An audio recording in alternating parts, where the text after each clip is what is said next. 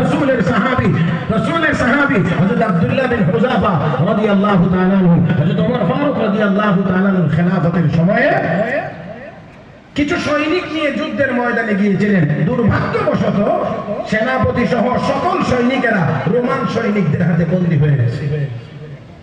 তাদেরকে বন্দী করা হয়েছে, সম্রাটের সামনে হাজির করা হয়েছে।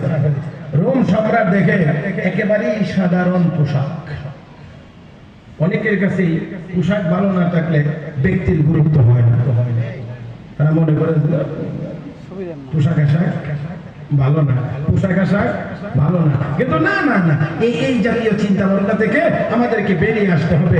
কারণ আমার নবী বলেছেন, ইন্না মিন ইবাদিল্লাহ লা আকসামু আলাল্লাহি লা আবাররা। আল্লাহর এমন কিছু বান্দা বান্দি আছে যারা একেবারে সাধারণ দেখা যাবে, কিন্তু তারা এমন, তারা যদি আল্লাহর নামে কসম করেন, আল্লাহ তাদের কসম ভাঙতে দেন না, কসম আল্লাহ রক্ষা করেন।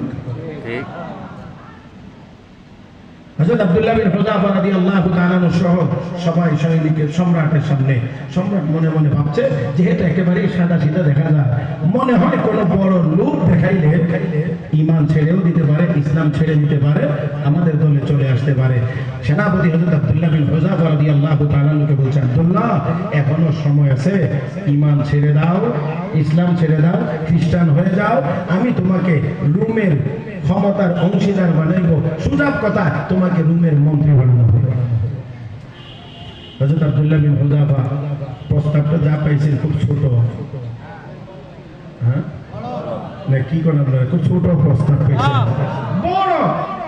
কিন্তু হযরত আব্দুল্লাহ বিন হুযাফা একেবারে সম্রাটের চোখে চোখ রেখে বলছে, ওই সম্রাট, তুমি কি মনে করছো মন্ত্রিত্বের লোক দেখিয়ে আমার সবচেয়ে দামি সম্পদ আমার ঈমান কেড়ে নিয়ে যাবে?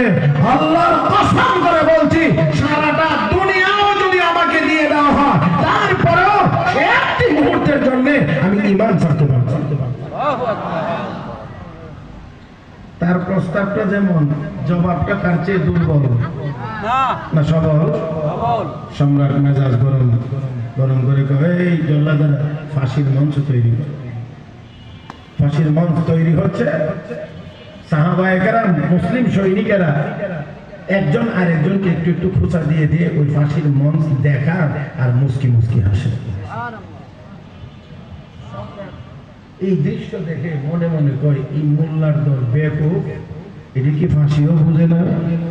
আপনাদের কি মনে হয় ফাঁসি বুঝেন না? সাহাবায়ে কেরাম ফাঁসি বুঝেন না? তো নাকি না বুঝে হাসে, না বুঝে শুনে হাসে? সম্রাট তো ব্যাপার কি, এগুলি কি ফাঁসি